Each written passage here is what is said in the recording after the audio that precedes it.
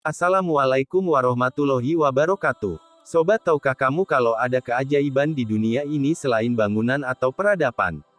Yuk kita simak 7 keajaiban menurut Islam. Apa saja 7 keajaiban dunia itu?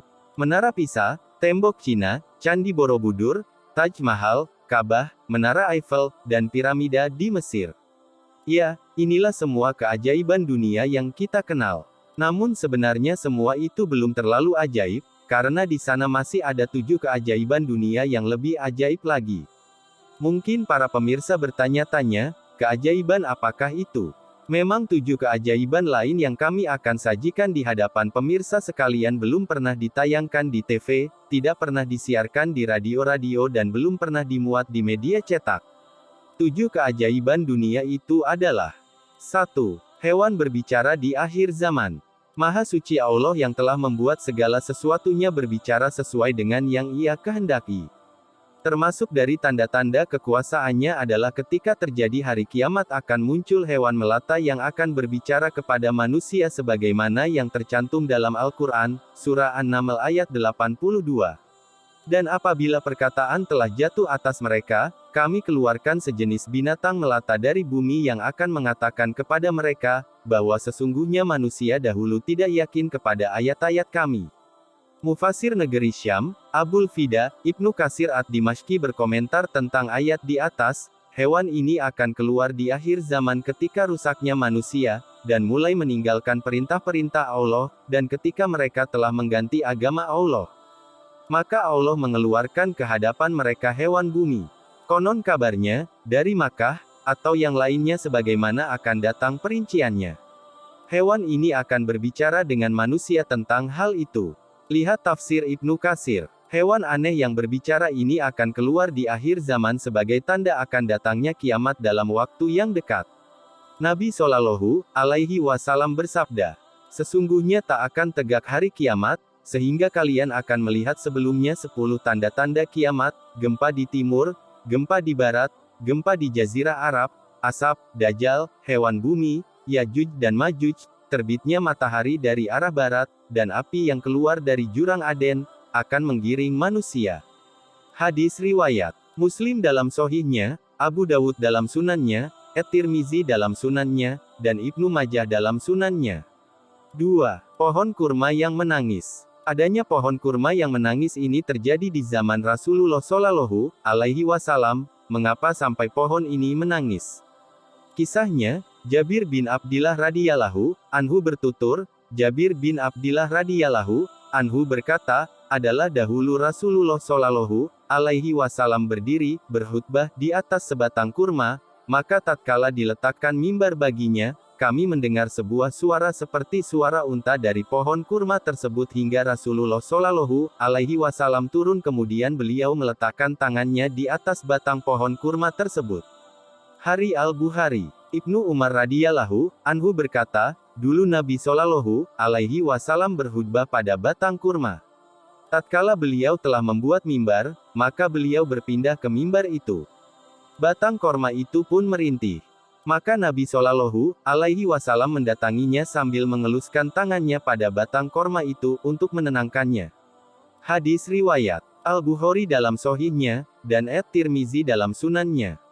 3. Untaian salam batu aneh. Mungkin kalau seekor burung yang pandai mengucapkan salam adalah perkara yang sering kita jumpai. Tapi bagaimana jika sebuah batu yang mengucapkan salam?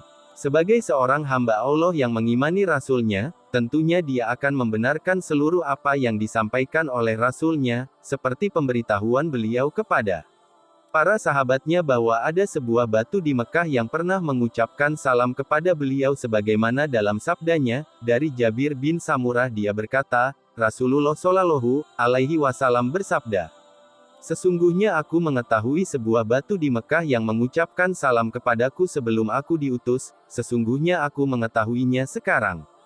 Hadis riwayat Muslim dalam Sahihnya. 4. Pengaduan seekor onta. Manusia adalah makhluk yang memiliki perasaan. Dari perasaan itu timbullah rasa cinta dan kasih sayang di antara mereka. Akan tetapi ketahuilah, bukan hanya manusia saja yang memiliki perasaan, bahkan hewan pun memilikinya. Oleh karena itu sangat disesalkan jika ada manusia yang tidak memiliki perasaan yang membuat dirinya lebih rendah daripada hewan. Pernah ada seekor unta yang mengadu kepada Rasulullah Shallallahu Alaihi Wasallam mengungkapkan perasaannya. Abdullah bin Ja'far radhiyallahu anhu berkata, pada suatu hari Rasulullah Shallallahu Alaihi Wasallam pernah memboncengku di belakangnya, kemudian beliau membisikkan tentang sesuatu yang tidak akan kuceritakan kepada seseorang di antara manusia.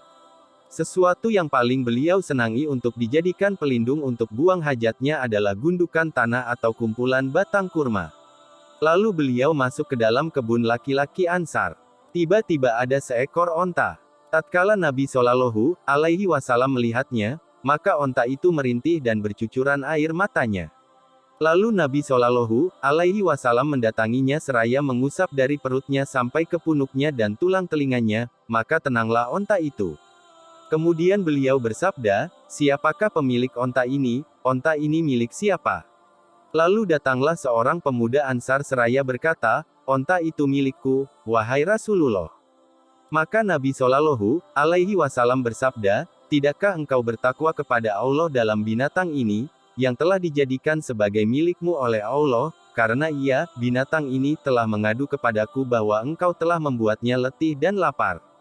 Hadis riwayat Abu Dawud dalam As-Sunan.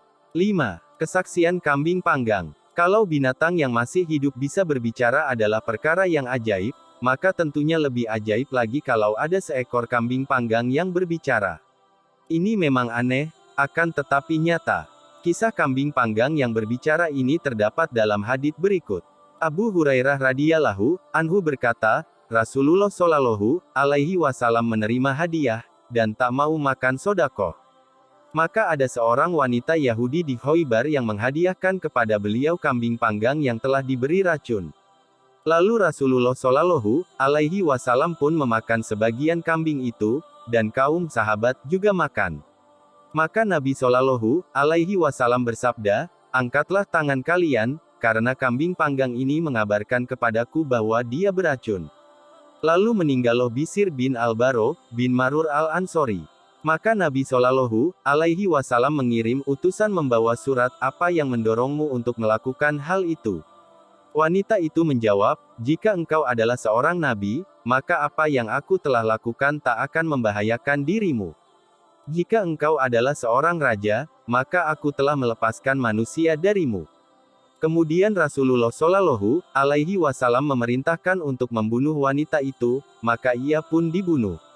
Nabi Shallallahu Alaihi Wasallam bersabda ketika beliau sakit yang menyebabkan kematian beliau, senantiasa aku merasakan sakit akibat makanan yang telah aku makan ketika di Khoibar.